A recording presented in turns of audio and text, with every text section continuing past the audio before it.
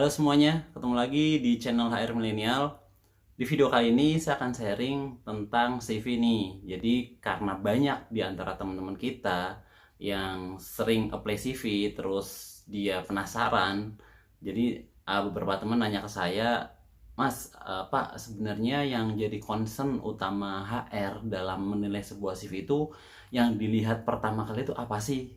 Ya, jadi seperti itu pertanyaannya. Dan di video kali ini kita coba akan kupas ya, kita akan kupas sebenarnya yang jadi concern utama HR dalam menilai sebuah CV atau yang pertama kali dilihat seorang HRD terhadap CV para kandidat itu apanya sih gitu ya kan? Apakah desainnya, apakah fotonya, apakah namanya atau apa gitu. Jadi topik utamanya itu. So, yang pertama kali dilihat oleh seorang HRD nih teman-teman dari CV itu, jadi sebelum HRD melihat CV kan pastinya HRD open opportunity lah ya, dia sharing lowongan gitu. Jadi dia share loker atau lowongan kerja, terus dari banyak kandidat yang kemudian sudah apply, nah CV-nya tuh bakal di screening, akan dilihat satu persatu yang pastinya sesuai dengan kualifikasi yang dibutuhkan. Nah, kalau jawaban gampangnya sebenarnya tergantung ya. Jadi nggak semuanya mesti terformat baku gitu. Semuanya harus seperti ini gitu. Setiap perusahaan, setiap HRD ketika screening CV itu harus kayak gini lihatnya dari A, B, C, D dan seterusnya gitu. Sebenarnya nggak seperti itu. Jadi tergantung. Pertama, tergantung job position dan kualifikasi yang diperlukan dari job posisi yang ada. Jadi misalkan kalau sebuah perusahaan share locker untuk posisi staff misalnya, pasti kualifikasi yang dibutuhkan akan sangat berbeda dengan posisi untuk supervisor misalnya, atau untuk manajer dan lain sebagainya. Bahkan untuk level staff pun juga pastinya berbeda-beda. Ada misalkan staff HR atau staff QC atau staff engineering dan lain sebagainya, itu pun butuh kualifikasi yang berbeda. Tapi kalau misalkan levelingnya masih sama, biasanya nggak terlalu jauh berbeda untuk urutannya. Yang jadi concern utama yang bakal dinilai pertama kali dari sebuah CV itu apanya gitu, biasanya sih akan sama aja gitu kalau levelnya sama, kecuali kalau levelnya beda, misalnya staff sama supervisor atau sama posisi manajer, itu akan sangat berbeda gitu. Nah, kalau dari pendapat gue sendiri atau yang sering saya lakukan ya ketika screening CV, itu yang pertama kali aku lihat untuk posisi yang dia membutuhkan pengalaman, pastinya adalah pengalaman kerjanya terlebih dahulu. Jadi kan ada beberapa posisi tertentu yang mensyaratkan pengalaman kerja, maka yang akan saya lihat pertama adalah pengalaman kerjanya dia, bukan hanya pengalaman dia dalam arti durasi waktunya ya. Misalkan untuk HR senior staff misalkan minimal harus sudah punya pengalaman di HRD 2 tahun, maka yang akan saya lihat adalah berapa lama dia di HRD, apakah 2 tahun. Nah, bukan hanya sekedar itu gitu. Itu akan dilihat juga karena standarnya atau kualifikasi yang dibutuhkan kan seperti itu gitu. Udah jelas lah, untuk posisi tertentu butuh mensyaratkan orang yang punya pengalaman sekian tahun.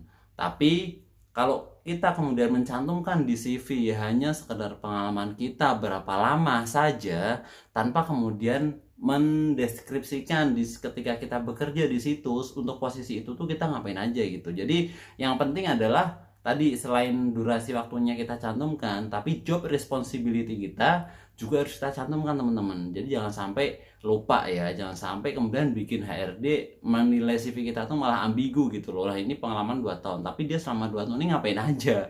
Yang sedangkan satu butuhnya orang yang bisa A, B, C, D, E dan lain sebagainya. Kalau cuma sekedar pengalaman doang berapa lama, ya bisa jadi akan tersingkir CV kita gitu loh. Sama ada misalkan orang pengalaman di teller, misalnya teller bank, dia tugasnya cuman mencatat uang yang masuk dari nasabah. Mungkin dia punya pengalaman selama 10 tahun. Apakah kemudian selama 10 tahun dia pengalaman di teller tadi, apakah ada peningkatan skill, peningkatan tanggung jawab dan sebagainya atau tidak? Nah, itu akan ketahuan dari job responsibility yang kemudian kita cantumkan. Kalau tidak, ya bisa jadi pengalamannya mungkin lama, tapi yang dikerjakan ya itu aja gitu. Jadi berulang. Jadi seperti itu. Ini akan menjadi sesuatu yang nilainya itu kita jadi biasa aja gitu loh. Beda kalau kemudian kita mencantumkan pengalaman kita juga mencantumkan job responsibility kita. Tanggung jawab pekerjaan kita di posisi ini tuh apa aja gitu loh. Ya kan? Bisa kita deskripsikan, bisa kita tulis. Pastinya kalau misalkan semakin lama orang punya pengalaman di satu bidang, di satu tempat misalnya, dia pasti akan banyak job responsibility yang dia pegang gitu. Artinya ketika banyak, ya itu menjadi tanda ya bahwa orang tersebut di posisi ini dia orangnya mau belajar, karena dari CV-nya itu dia kelihatan kalau tanggung jawab pekerjaan dia itu banyak gitu. Beda orang yang misalnya pengalaman 2 tahun dengan 5 tahun. Kalau kemudian dia 5 tahun itu berulang, bisa jadi job responsibility-nya nggak lebih banyak daripada pengalaman dia 2 tahun, tapi dia senantiasa bertumbuh gitu loh. Jadi poinnya di sini teman-teman.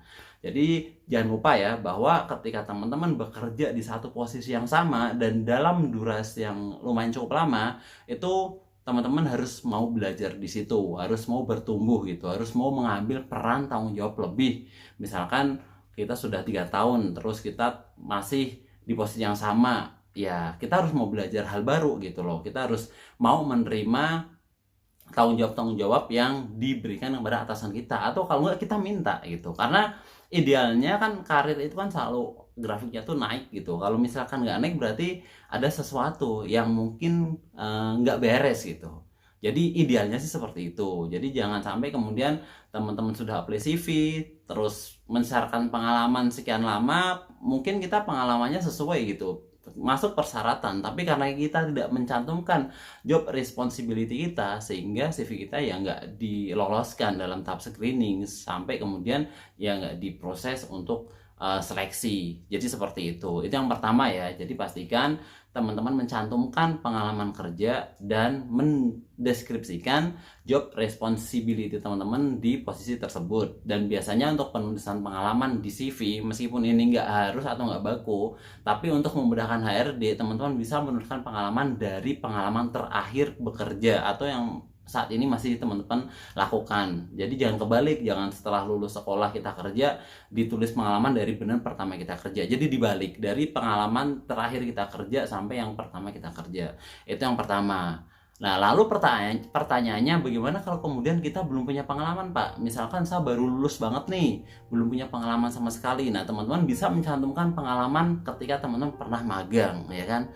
Misalkan teman-teman pernah magang di perusahaan tertentu gitu, atau bantu-bantu teman kita, bantuin sebagai admin di perusahaannya teman kita, meskipun itu UMKM nggak masalah, teman-teman bisa cantumkan di situ.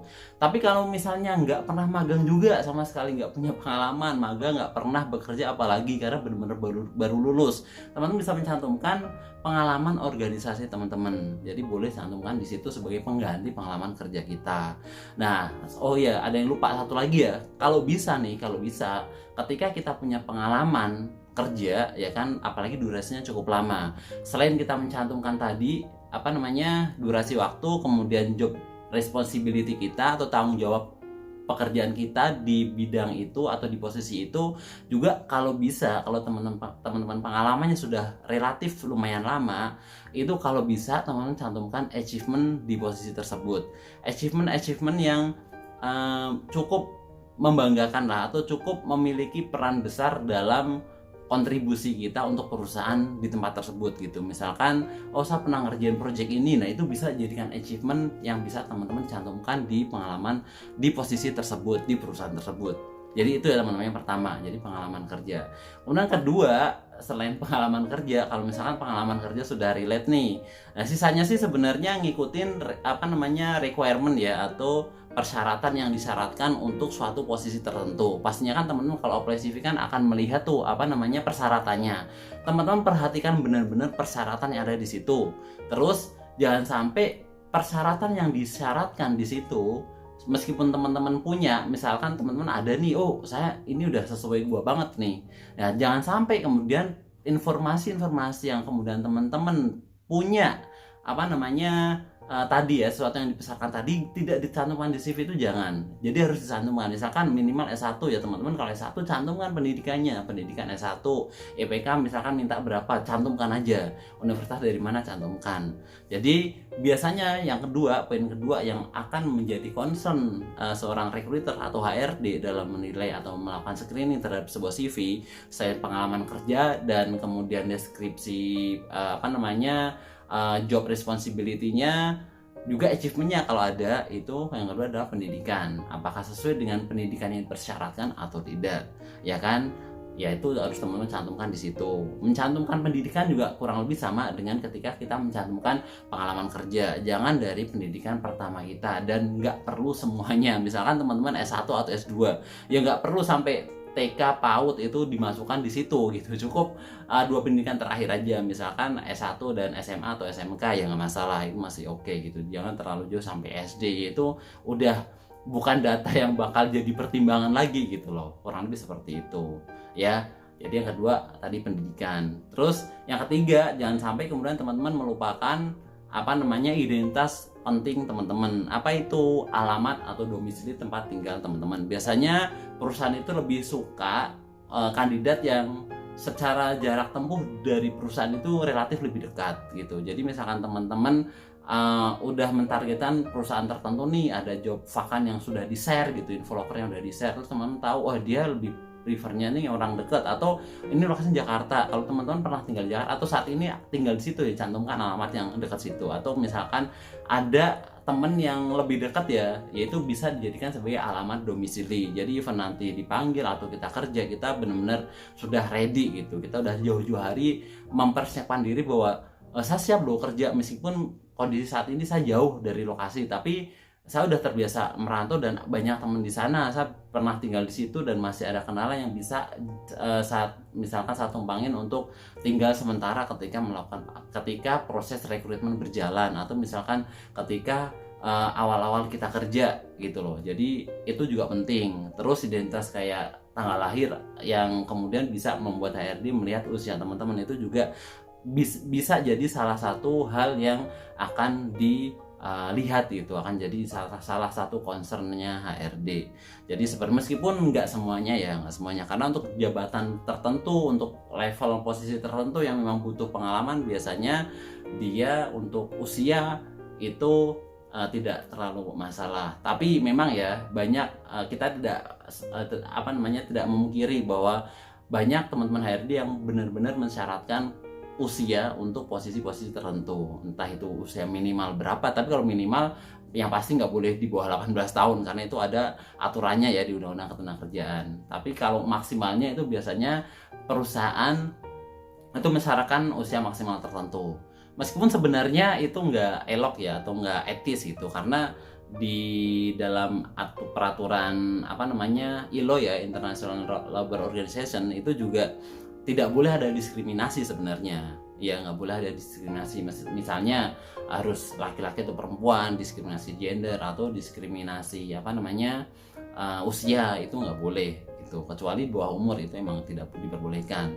Tapi di lapangan faktanya banyak teman-teman HRD atau perusahaan yang masih mencantumkan atau mensyaratkan usia tertentu gitu. Jadi ada batas maksimalnya, yaitu pastikan teman-teman harus memberikan informasi yang bisa kelihatan info itunya lah gitu. Jadi misalkan tempat tanggal lahir, ya bisa tanggal lahirnya teman-teman cantumkan di situ, supaya kalau emang masih oke ya bisa diproses, kalau nggak oke ya sudah gitu.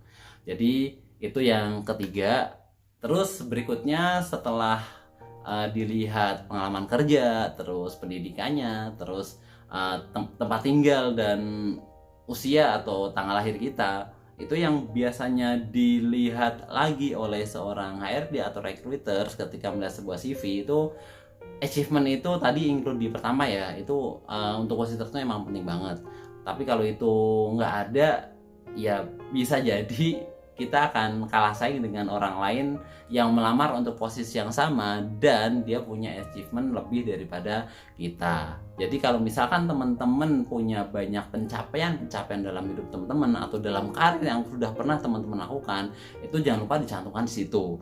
Meskipun teman-teman fresh grade atau baru benar-benar lulus, itu teman-teman bisa mencantumkan pencapaian-pencapaian prestasi akademiknya teman-teman. Misalkan pernah ikut lomba atau kompetisi tertentu yang itu benar-benar bisa menjadi nilai tambah ya untuk kita melamar posisi tertentu gitu. Jadi bukan pencapaian-pencapaian yang tidak memiliki value sama sekali, misalkan lomba 17 Agustusan gitu, terus kita cantumkan situ pernah juara satu lomba makan kerupuk. Nah itu nggak penting, itu nggak relate. Tapi kalau misalkan teman-teman pernah ikut misalkan olimpiade fisika atau matematika, nah itu boleh lah. Atau pernah jadi mahasiswa teladan, pernah bikin sekian jurnal, nah itu boleh dijadikan sebuah achievement. Tapi kalau teman-teman udah pernah bekerja, itu ya bisa improvement yang pernah teman-teman ajukan di perusahaan sebelumnya atau capaian prestasi kerja teman-teman itu bisa dicantumkan di achievement. Ini akan sangat powerful ya, akan sangat membantu teman-teman untuk meningkatkan value teman-teman yang tertuang dalam CV tersebut, sehingga HRD benar-benar akan tertarik untuk segera memproses teman-teman ya. Harapannya sih bisa segera meng-hire gitu. Jadi seperti itu.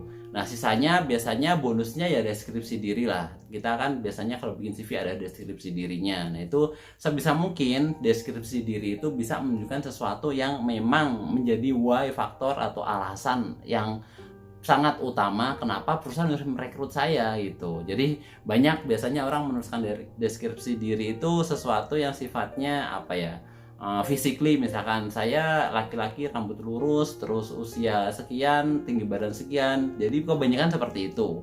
Padahal itu kurang tepat ya. Seharusnya seperti apa? Kalau seharusnya yang bagusnya ketika kita mencantumkan deskripsi diri, itu tuliskan deskripsi diri yang menyatakan bahwa kita itu punya kualifikasi yang tepat, kualifikasi yang sesuai untuk menduduki posisi yang kemudian sedang open ya di perusahaan tersebut. Jadi seperti itu, misalkan dia butuh seorang engineer, dia butuh orang yang bisa menggambar ya, drafting dan sebagainya ya. Pastikan kalau kita bisa tuliskan kemampuan kita di deskripsi diri kita. Misalkan saya seorang lulusan S1 multimedia, saya bisa menggambar, atau saya seorang lulusan S1 teknik sipil, saya terbiasa menggambar menggunakan AutoCAD dan tools-tools lain yang sering dipakai gitu. Saya pernah menjuarai misalkan kontes desain dan sebagainya. Jadi tunjukkan value teman-teman yang emang relate dengan pekerjaannya. Jadi seperti itu.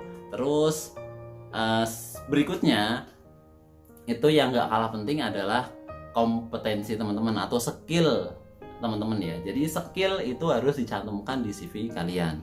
Jadi misalkan teman-teman bisa apa aja sih, hard skill maupun soft skill, itu bisa teman-teman cantumkan di situ ya, dicantumkan di CV.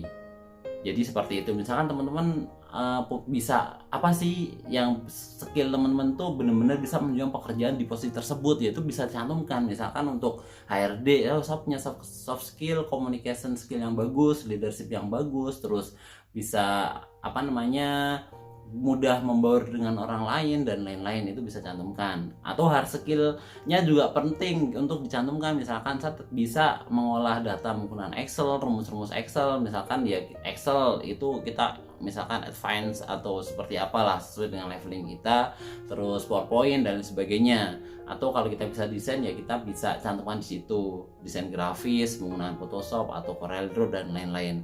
Intinya adalah skill dan kompetensi teman-teman itu jangan lupa tidak dicantumkan untuk meningkatkan value kita, supaya ketika HRD melihat CV kita tuh dia benar-benar tertarik. Oh dia jago loh, dia bisa ini loh, dia bisa itu loh, ini akan cocok banget untuk menempatin posisi ini.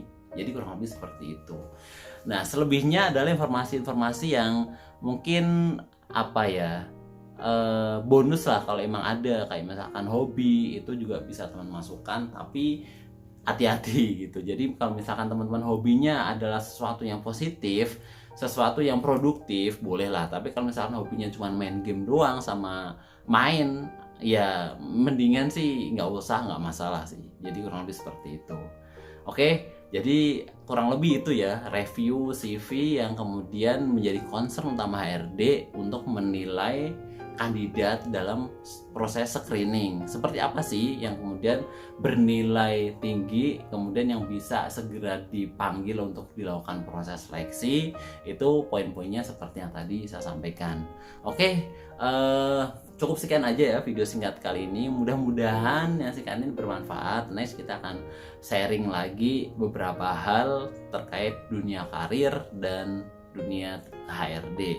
Oh ya, satu lagi, selain tadi CV, ada lagi portofolio ya. Kalau misalkan teman-teman punya portofolio ya bisa dilampirkan bareng sama CV ketika kita apply CV dan lamaran kita.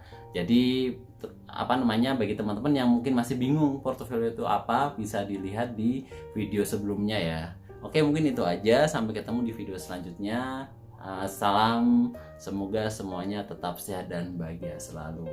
Oke, bye-bye.